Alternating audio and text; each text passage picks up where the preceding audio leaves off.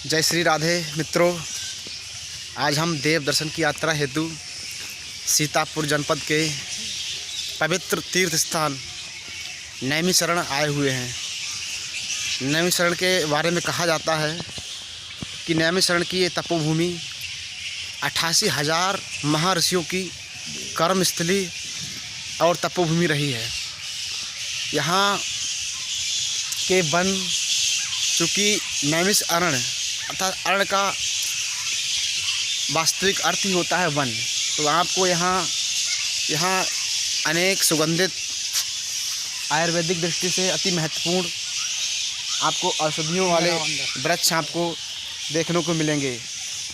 और यह प्रातः का समय पक्षियों की चहचहाहट ये हमें आभास दे रही है कि यहाँ प्राचीन काल में कितना सौम्य और दैदीप्यमान वातावरण रहा होगा। हमारे साथ हैं माधाटांडा खंड के हमारे मित्र शुभांकर जी, और साथ में हमारे रोहित जी भाई साहब, नगर प्रचारक पीलीभीत। ठीक। तो आइए आपका इस अरण्य के एक छोटी सी झलक आपको दिखाते हैं।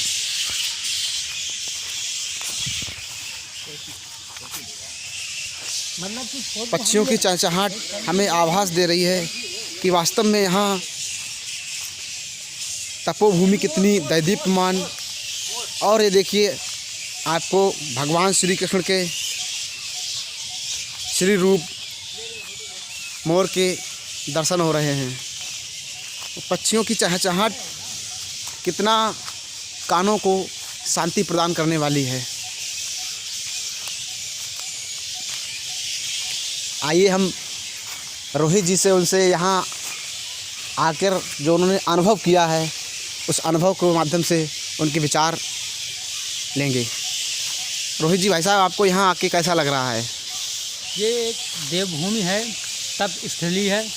यहाँ पे 88,000 ऋषि मुनियों ने तपस्या की। ये एक साधना का केंद्र है, पूजा का केंद्र है। तो यहाँ के जो जंगल हैं वो औषधियों युक्त हैं। पास में हमारी पवित्र गोमती नदी की अविरल धारा बहती है जी, जिसमें जो कि हमारे माधवटांडा उद्गम स्थल से निकली हुई है।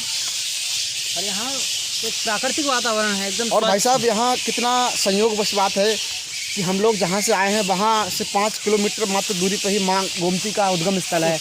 और उसी गोमती की धारा प्रभावित होते हुए हम आज नैमिषारण्य में आए हैं। और नैमिषारण्य के बारे में ये भी कहा जाता है भाई साहब जी कि जो यहाँ पे चक्र तीर्थ है जी, तो अर्थात भगवान विष्णु ने जो चक्र फेंका था उस चक्र की यहाँ इतना गुरुत्वाकर्षण के कारण उस चक्र की गति बिल्कुल क्षीण हो गई थी। तो ऐसा कहा जाता है कि उस जिस स्थान पर वो चक्कर गिरा है वो पृथ्वी का केंद्र माना गया है।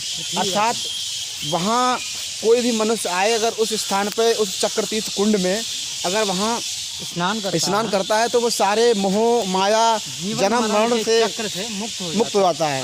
और जो मन व्याकुल वाले मनीषी हमारे इस संसार में हैं, तो ऐसा वहाँ पुराणों में बता रहे जिक्र भी है कि वह मनीषी यहाँ अगर इस अरण्य में अर्थात इस नैमिषारण्य के जंगल में अगर ध्यान लगाते हैं तो वो पूर्ण चिंतन के साथ पूर्ण मनोयोग में लीन हो जाते हैं।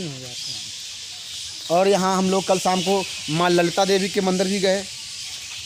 ललिता देवी मंदिर जो कि 51 शक्तिपीठों में से एक है। और वहाँ एक लिंगराज, यहाँ आपने लिंग रूपी भगवान श्री शंकर को आपने कई जगह देखा होगा, लेकिन एक उनकी जो स्वरूप, वास्तविक स्वरूप, जो मूर्ति का स्वरूप है वो केवल यहाँ ही है। और ऐसा भी कहा उन्होंने, महाराज जी ने बताया कि पूरे हिंदुओं के जो आस्था के केंद्र हैं केवल 2 ही जगह भगवान श्री शंकर के वास्तविक जो एक मानव का स्वरूप होता है वो इस संसार में 2 ही तीर्थ स्थान हैं।